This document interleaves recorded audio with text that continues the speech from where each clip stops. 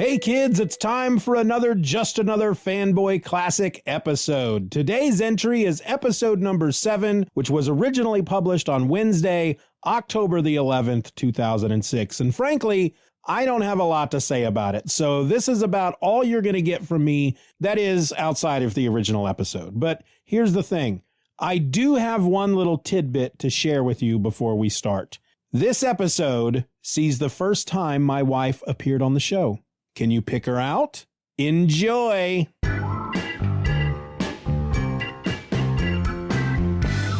You're listening to Just Another Fanboy, the most important podcast in all of human history. Just Another Fanboy is a Lynx broadcasting production. Just like a comic book! Just like a comic book! Just like a comic book! Just like a comic book! Welcome to episode number 7 of Just Another Fanboy. This episode was recorded from the comfort of my own living room on October 10th, 2006. And sometimes just likes a good scratch on the belly. I'm your host, Stephen Two Chin Zor, and I've been brought to this place by beings of unknown origins to do what I do best, and that's just to generally rock the house.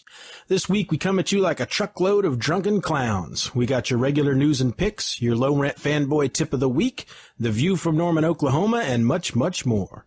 So no more dilly-dallying, no more beating around the bush, no more sending crap up the flagpole and waiting for hours, days, or weeks to see who might happen to walk by and take a moment out of their busy day to salute the thing. So let's get on with it already. Just what am I waiting for? What's with all this wasting time stuff that's going on? Why can't I just dig in and start the show already? Give me a break. It's difficult to stretch these things to 30 minutes each week. First off the block, I want to dedicate this show to faithful listener Josh. I've worked with Josh for 8.5 years, and when I told him I was doing a podcast, this sick little monkey actually started downloading episodes, and he listens each week. Well, last Friday marked his last day working with the company he and I have both pretended to work for over the last decade, and I would bounce show ideas off of him. I'm sure the quality of this show will drop dramatically starting with this episode. Now I want to announce the winner of the first ever At the Movies with Gary, Indiana game. I tried to teach you how to handle comics in the 6th grade, but no, you wanted to play Little League instead. That line came from the Kevin Smith movie Mallrats. Chris from somewhere in Canada was the first to respond with the correct answer. Congratulations, Chris. Your prize should be on its way. This segues very nicely into this week's email, as Chris had some nice things to say about the show. So, on to listeners' email.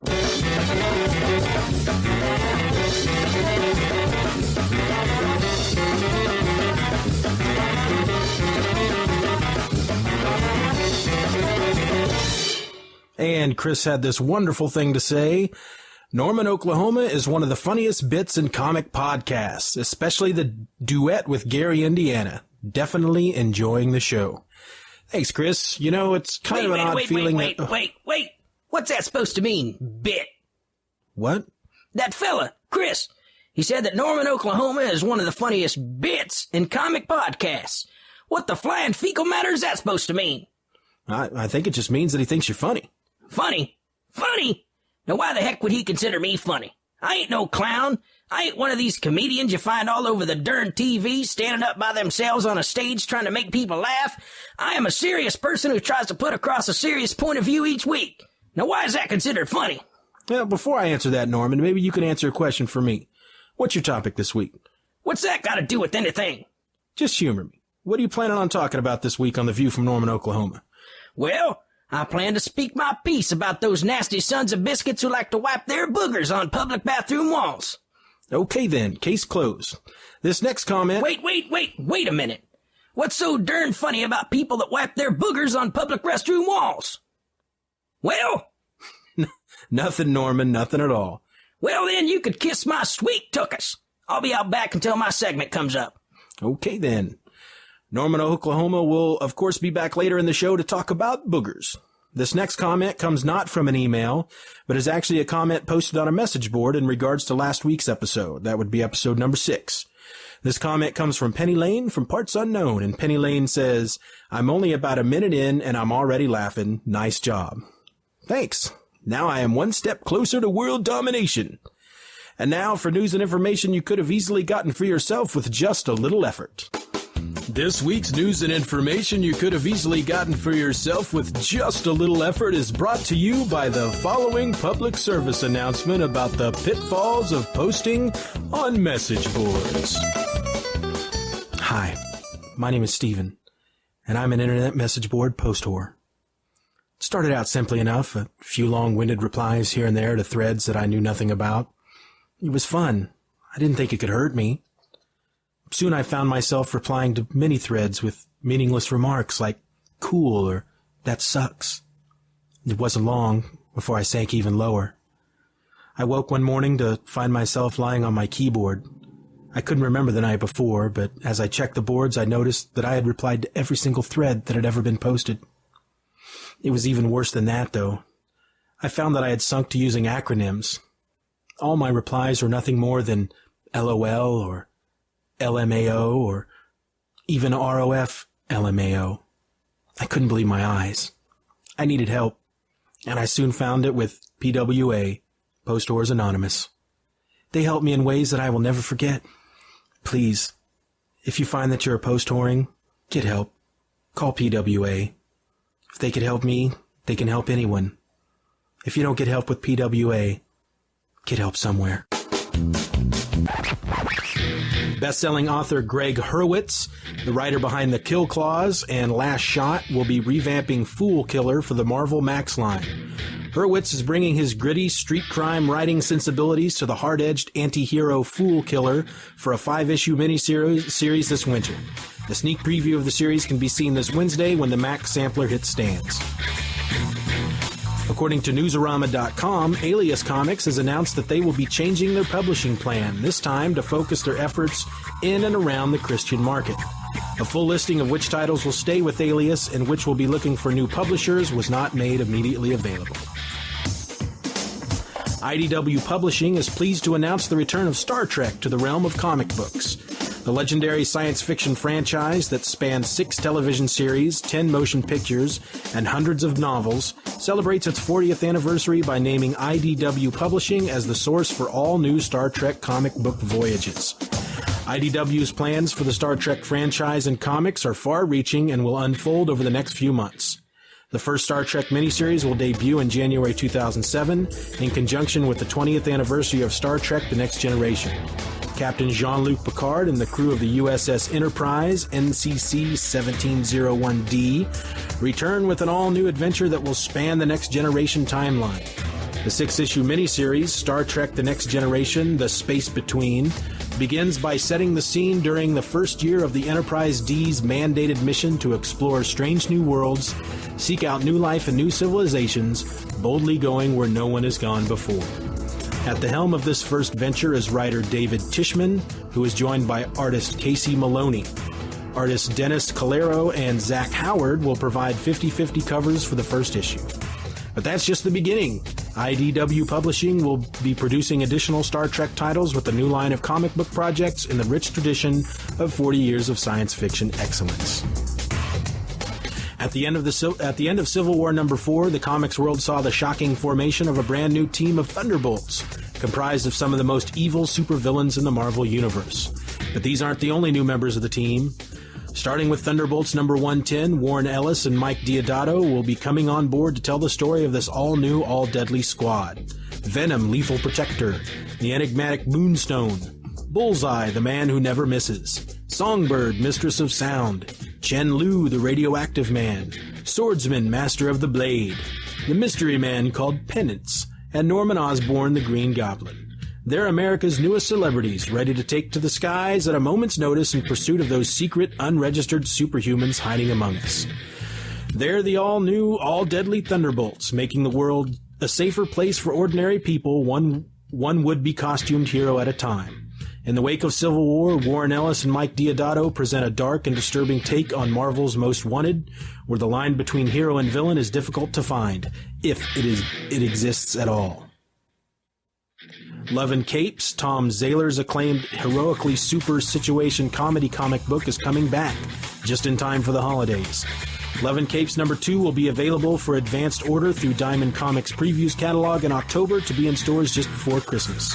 Love and Capes number 2 is 24 full-color pages of holiday fun that combines the witty dialogue and unique art style that made Love and Capes number 1 such a hit with critics and fans alike. Prior to the release of this second issue, Tom Zahler is giving fans a chance to become better acquainted with his characters by making Love and Capes number 1 available in its entirety at www.loveandcapes.com for a limited time. Look for Love and Capes number 2 in Preview's October catalog. Love and Capes number 2 will officially debut at Mid-Ohio Con November 25th and 26th and arrives in stores nationwide in time for Christmas. Civil War is going to get a taste of the incredible in the pages of Incredible Hulk number 100 as the seeds are planted for next year's epic World War Hulk.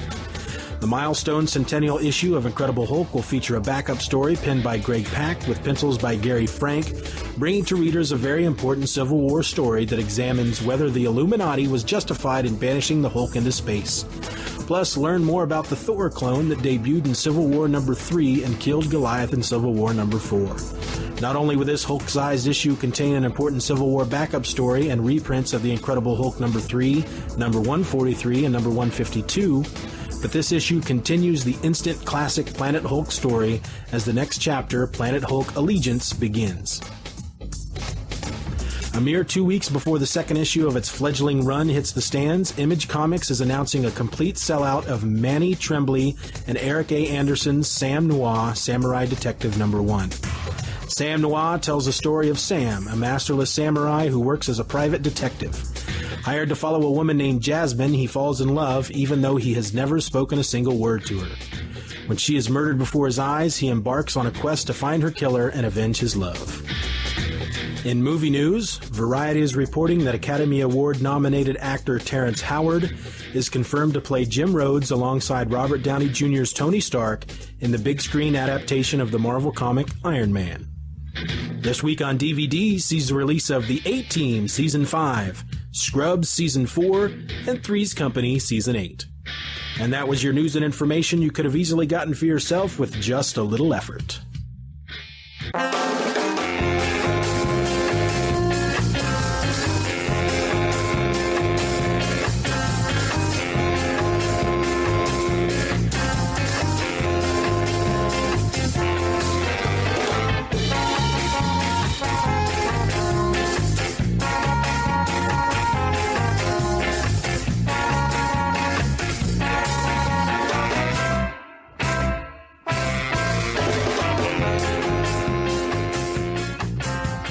And now for my comic book Pics of the Week.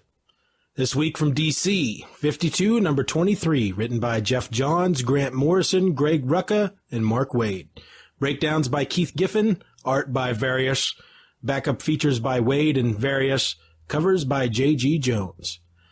The story of the year continues in 4 more chapters of America's only weekly superhero adventure. In this issue, look what these monsters did to your brother Isis. They deserve a slow death, plucked apart like the insects they are. Plus the origin of Wildcat by Wade and Jerry Ordway. 52. A year without Superman. A year without Batman. A year without Wonder Woman. But not a year without heroes. Green Arrow number 67, written by Judd Winnick, art and cover by Scott McDaniel and Andy Owens. Still on the island, recovering from his wounds, Green Arrow and company are attacked by some of the world's most deadly mercenaries. Will this destroy Ollie's plans to return to and save Star City?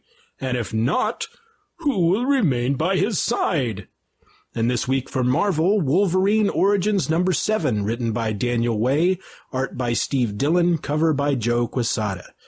During the Cold War, Logan, along with Team X, performed several secret missions inside Russia, one of which was the sabotage of Russia's fledgling super soldier program and the destruction of the program's result, in particular, the psychotic cyborg known as Omega Red. Logan's memory of this mission has only recently returned to him, but Omega Red has thought of nothing else ever since.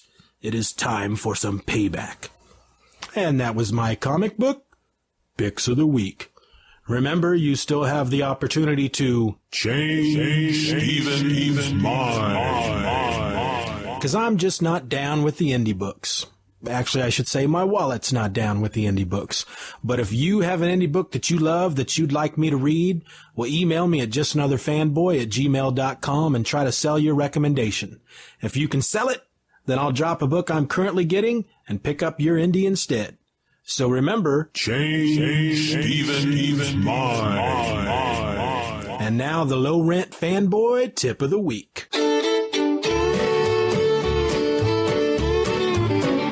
If you got the money, I've got the time. We'll go honky-tonkin' and we'll have a time.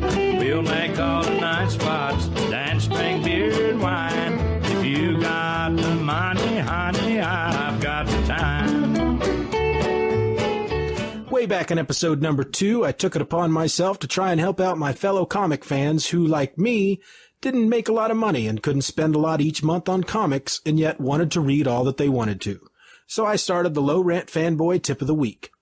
Sadly, it looks as if I don't really have that much advice in me, as 5 episodes later, I'm all out. So this week I thought we'd take a look back and review the previous tips. Tip number 1, order your books online.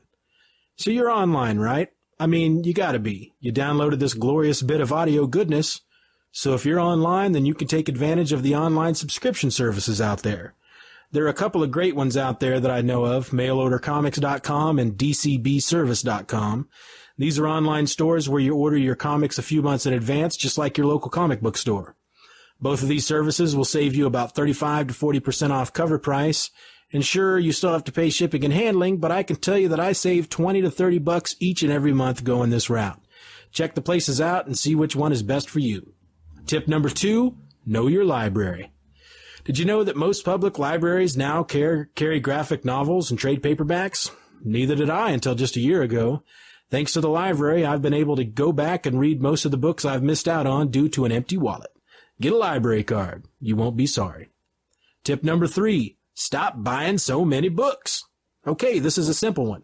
There seems to be a multitude of fanboys out there who purchase tons of books each week, so many that most of them pile up and are left unread for months. Then these same fanboys piss and moan over how much money they have to spend on these books. If you can't really afford them, then don't buy them. I know it's hard. I really do. I've been there. But sometimes you just gotta say no.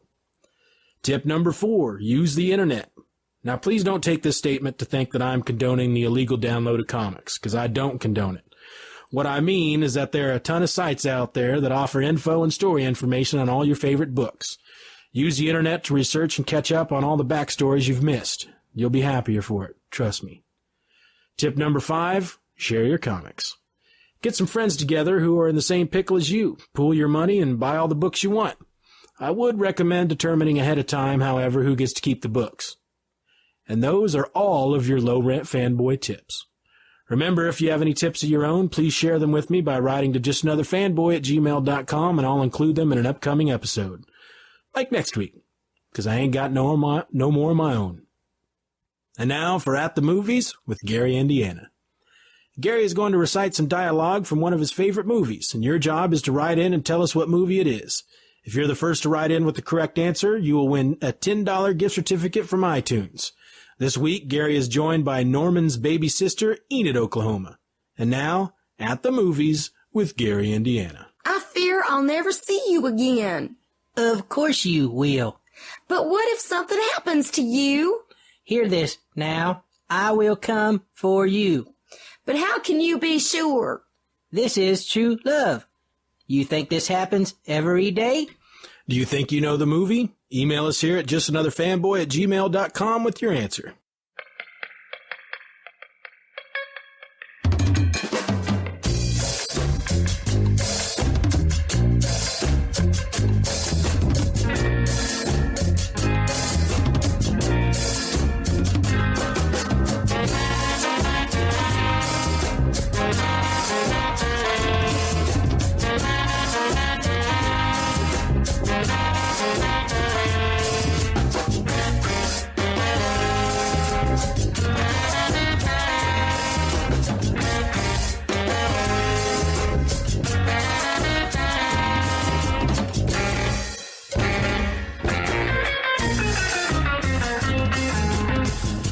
This week on Heroes, a spoilerific look at the latest episode of Heroes on NBC.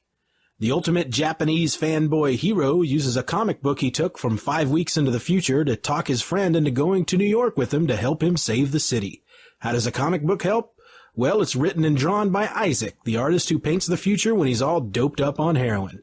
And the issue that Hero has actually shows him having the exact conversation with his friend about going to New York. His friend isn't convinced until Hero takes him outside where, according to the comic, a little girl is about to be run over by a truck in the street. Just before it happens, Hero stops time and saves the girl, as well as convincing his friend. They soon set out for New York.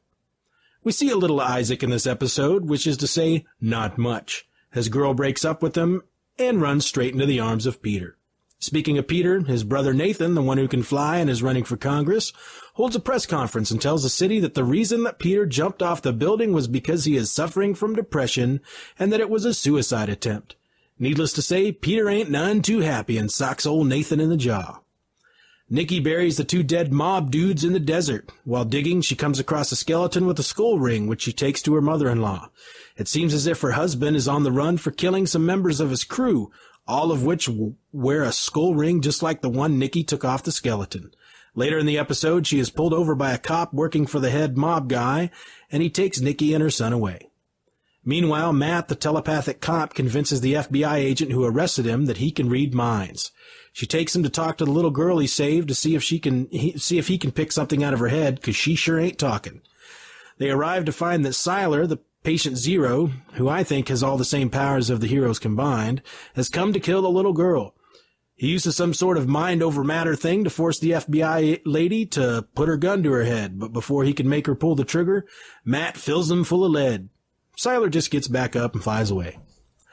Claire is killed when the quarterback tries to rape her at a homecoming party. When she resists him, he pushes her and she falls to the ground and has a large stick pierce her head. She wakes on an autopsy table after the stick is taken out of her head, and she finds that the entire chest has been opened up, and we see all her organs and various other yucky type stuff. Mohinder, in the meantime, and his new lady friend find a diary that his dad has left behind, and they use it to track down Siler's apartment where they find all kinds of weird stuff, including a message scrawled on the wall that says, "Forgive me." They get the cops to come to the place, and when they show back up to show the cops, oh my God, everything is gone. And that was this week on Heroes. Next week, according to NBC.com/heroes, the world becomes a bit smaller when the heroes start coming together. Ooh. And don't miss the online comic on NBC.com/heroes. This week's installment is written by Chuck Kim with art by Marcus Toe. And now, The View from Norman, Oklahoma.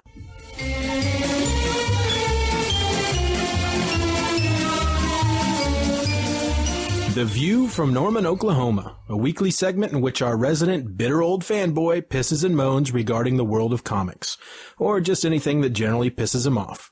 Ladies and gentlemen, Norman, Oklahoma. Now, the other day at work, Wait, hold on. Work? You work? You bet your fanny I work. Why wouldn't I work? Well, for starters, you're 157 years old. And? Well, shouldn't you be retired or something? I mean, these are your golden years after all. Just 'cause I'm old, I shouldn't work? I'm a fit man. I can work. Fine, okay. So what do you do anyway? I'm an operator at a call center. An operator at a call center. Look, can I do my segment already? Oh, yeah. Sorry. Go ahead. Thank you. Anyway, the other day at work, I get that all-over feeling that you get when your body is telling you that it's time to evacuate your bowels. So I grab a comic book and head off to the restroom closest to my desk. I find the place occupied, and though there are empty stalls available, I leave because I just can't make myself poop when someone else is in the room. Anyway, I trek down to the hallway to the other bathroom, find it pleasantly empty, and enter a stall. I'm only 2 pages into my comic when my nose starts to run, and I realize that a really good blow might be in order. Now, being a civilized person, I reach for some paper from the toilet paper dispenser to blow my nose upon, and that's when I see it. Affixed to the wall, just mere inches from the dispenser, is a large glob of dried-up boogers. Why do people do this? I see this in practically every public restroom I have ever used, and not just in the sit-down stalls, but at the urinals as well. I suppose I could play devil's advocate and try to understand the guy who is standing at a urinal. He's absently giving the outside of his nostril a good scratch, which naturally develops into giving the inside of his nostril a good scratch, which then involves into him standing there 2 knuckles deep giving his nose a well-deserved pick. Next thing he knows, he's got a great big bit of snot stuck to the end of his index finger and he has no place to put it. What does he do in this situation? His pants are open, he has one hand on his, thingy, and the other is currently being used as a booger stand. It's difficult to fasten one's fly with one hand, and he doesn't really want to walk over to the paper towel dispenser with this thingy hanging out. So he's left with one option, wiping the booger on the wall. Okay, I get that. However, why can't he go back after he's zipped and washed and use a paper towel or some toilet paper to wipe that darn thing off the wall? Well, let's play devil's advocate once more and assume that he was grabbing the paper towel. Someone else came into the bathroom and is now standing at the very same booger-stained urinal stall that our friend just recently vacated, and he's too embarrassed to admit to being the one who painted the wall with snot and instead fleas. Again, I get that. What I don't get is the guy sitting in a stall with a door and a toilet paper dispenser and still feels the need to wipe his nose nugget on the wall. I've even seen some boogers on the door. You can't reach the door from the toilet, so obvious somebody is flicking them onto the door. We're talking booger projectiles here, people. Anyway, that just pisses me off. That's all I got to say. Adios. I'm out of here. Okay. Thank you, Norman, Oklahoma, for that insightful look into public restrooms in corporate America. And that ends our episode for the week. Remember, if you'd like to write in and tell me how much you love the show, 'cause you know you do, shoot me an email at justanotherfanboy@gmail.com. And don't forget to register and post at the Just Another Fanboy message board at pythonland.com/fanboy. The theme song for the show is Comic Book by the Super Spies. Find it and information about the band at garageband.com. The rest of the music from this week's episode comes from the Pod Show Podsafe Music Network at music.podshow.com. And so now I leave you with my final thought of the week. You can't milk a cow if you ain't got no turtles. See you next week.